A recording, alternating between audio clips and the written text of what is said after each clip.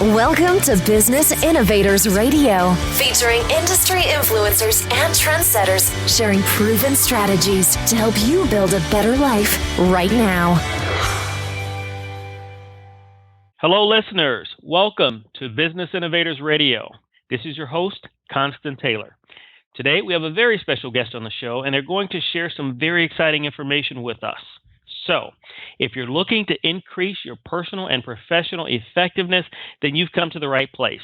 Our special guest today is Damian Mason. Damian has been speaking professionally for over 20 years, and the content that he primarily speaks on is business reinvention. He has spoken both nationally and internationally, and is based out of Indiana and also Arizona. Damian, welcome to the show. Thank you for having me on, Constant. How are you? I'm doing great, man. Thanks for asking. I'd like to kick off the show by asking you if you could tell the listeners a little bit about your business and how you help your clients succeed. The gist of what I provide is business, brand, and self-reinvention. It's a bit of an overview of why you need to do it. You know, the premise is pretty simple here, Constant.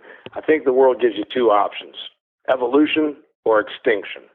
So you must constantly be adapting and transforming yourself to be relevant tomorrow.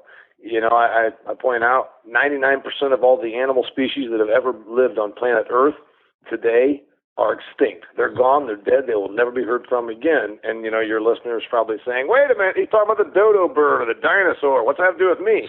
Well, I'll tell you what it has to do with it. The animal kingdom is actually a lot more gentle than the business world, because animal species last for thousands of years, and you and I both know the average business lasts a few years. 51% of all businesses last less than 5 years. Mm-hmm. And, you know, you might be saying, well, that's like the pizza shop down the street or the, you know, whatever. Well, I'm talking about big brand names also. I mean, Kodak. Kodak was one of the Dow 30 components. Our entire economy, you know, we base our economy and say, hey, is the Dow Jones Industrial Average up or down? Kodak was once a component of that Dow 30, and they're you know, never to be heard from again. So that's the gist of what we try and talk about, is how do you remain relevant? How do you transform and adapt to be relevant tomorrow? That's what I bring to my audiences. So if you're a small business person, an association of small business people, or even some of the big brands need this sort of thing. It's somewhere between motivation and overview, and constantly asking the question, what can you do to remain relevant in tomorrow's marketplace? I think the subject that you speak on is so important, so critical to the success of existing and future businesses. The thing that I think about, or the company I think about as a model, is Apple Computer. I remember clearly when the iPod was the hottest thing on earth, and I remember them making the announcement that they were going to bring a phone to the market, and that the phone was basically going to cannibalize the iPod sales, but Apple was willing to do this, and man, was it ever successful. And it seems like there's something in the DNA where some companies are able to do it, and then some companies with their DNA, it is not impossible, but it's extremely difficult. And I think about the automotive industry, you know, where I grew up and worked in from a professional standpoint. It's so hard for them to change and adapt. It's only hard because they lose whatever got them to where they are. You know, if you went back and found, you talked about the automotive industry. I use Oldsmobile as a great example. If you went back to the people that founded Oldsmobile, you know, they were pretty innovative people. You know, you would have them on your Business Innovators program, talking to them about how innovative they are or were. And then these brands, you know, brands are people. I know Mitt Romney got in trouble a long time ago in the presidential election when he said corporations are people. Oh, my goodness, the media and, you know, his opponents hung him. But the reality is corporations are people. You know, that's the reality of it. Brands are people. Businesses are people. And if you look at the average person, they get very comfortable. They hate change. Most people avoid risk. So innovation is really about risk. the automotive manufacturers get very comfortable, and then they sit in their boardrooms and they say, well, gosh, we don't want to do this, and we will do it. You talked about cannibalization.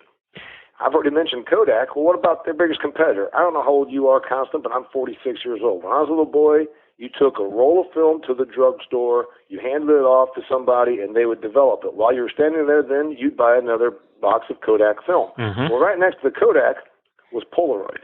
And Polaroid was the instant photograph. Everybody, shake it like a Polaroid picture. Well, that doesn't mean much to kids these days, but there was a time where Polaroid had, I've read and done some studies on this, Polaroid had people that said, we need to be doing the next thing. We need to be thinking about digital. And sure enough, those people that were very comfortable said things like, well, if we do that, we're going to cannibalize ourselves. We are Polaroid. We do instant photography. Well, we know where Polaroid is today, and it's really, they're gone because it's about reinvention.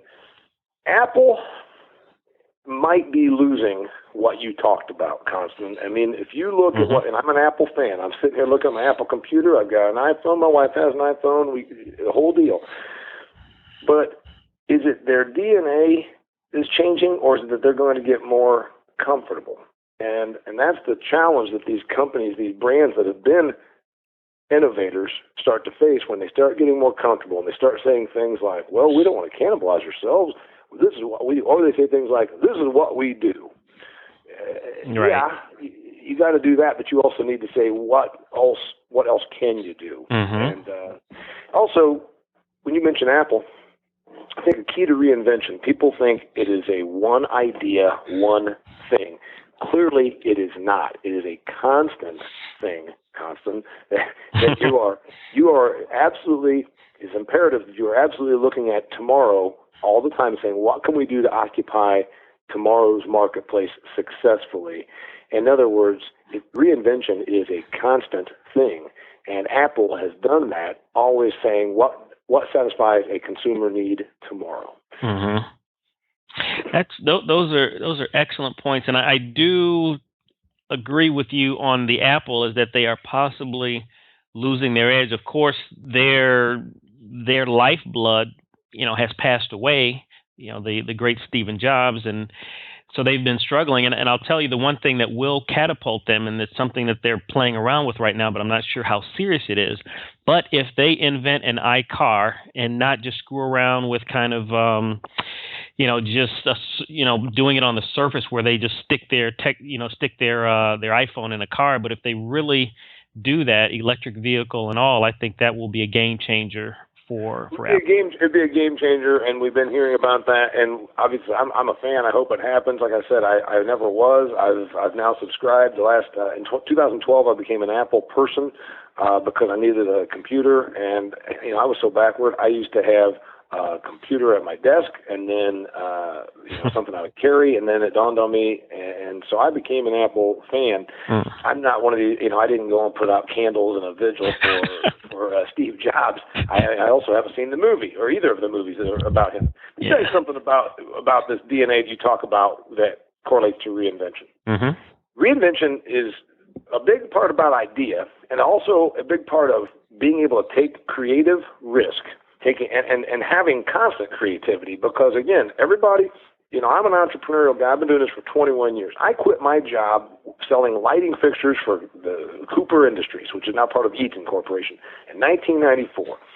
I quit my job to be a Bill Clinton impersonator. That's how I got in this line of work. I started out as a political comedian in 1994 because I won a Halloween costume contest dressed up as Bill Clinton. So my anniversary, Halloween here is coming up next week. My anniversary of how this whole thing started was in 1993, and then by 94 I was doing political comedy. I quit. But people will say things like, oh, did you get discovered? Well, I don't know who that happens to.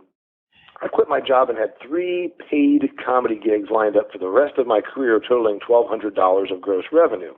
The point is, there's the creative part of it where you're creating comedy and political satire. There's also the very fundamental entrepreneurial part of it, of not fearing the risk.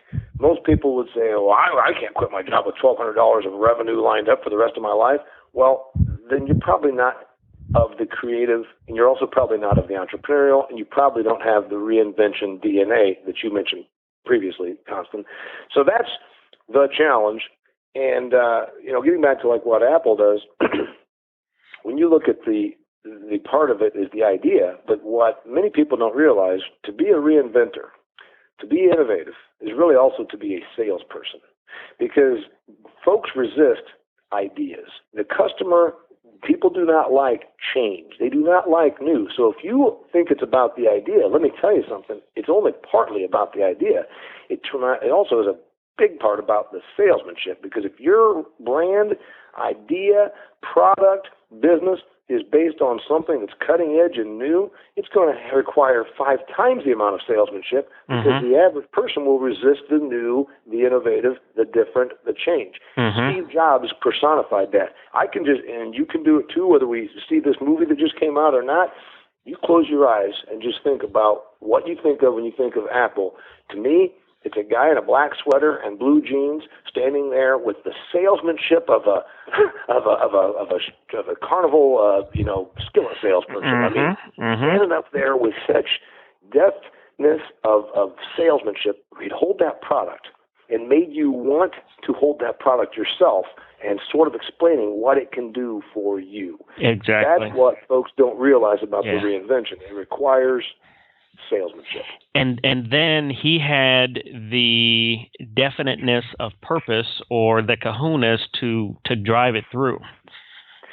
Well, and facing the criticism, the doubters, et cetera, et cetera.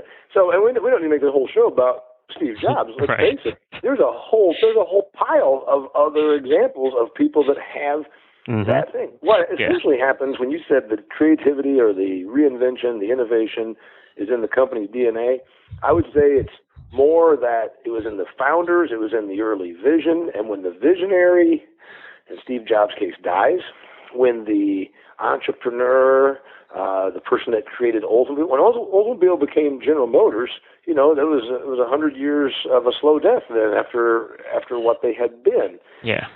Because they get comfortable, they get very, very complacent, and they start saying things like, well, I don't know if we can do that. Might cannibalize ourselves. Yeah. Sears is a great example, Constant. Richard Sears, that started that company, he was a railroad terminal operator, a railroad clerk, basically, in a little place in Minnesota, and a box of gold watches came into his railroad station. The local jeweler refused delivery, so Mr. Sears decided these would work great for guys like him that worked the railroad. He marked them up, put together a little brochure, sent it up and down the rail, sold the watches. Then he brought in another box of watches, another box of watches. That company that was founded by a railroad employee that became what is known as Sears and Roebuck and Sears, they were an entrepreneurial, forward-thinking company. The 1920s, 19-teens, my goodness. They would sell you everything for the home, including the home, and put it on a train and ship it to you. Well, that sort of innovation, I tell everybody, they were the Walmart and the Amazon and the Internet of their time. With the catalog, they would extend you credit, they would insure you, they would ship you whatever you want, take it back if it was a problem, stuff that was really revolutionary and unheard of. But somewhere about the time they built the biggest building on the planet in 1970 or 71 or 68 or whatever that was, is when you can really start to see that they lost their vision and they lost their entrepreneurialism, and they dare I say, thought they were too big to fail. And that's usually the beginning of the end. Agreed. I know one of the things that you mentioned in terms of a lot of customers, consumers not knowing what they want. One of my favorite quotes is Henry Ford. Had I asked the consumers what they wanted, they would have told me faster horses. That's exactly right.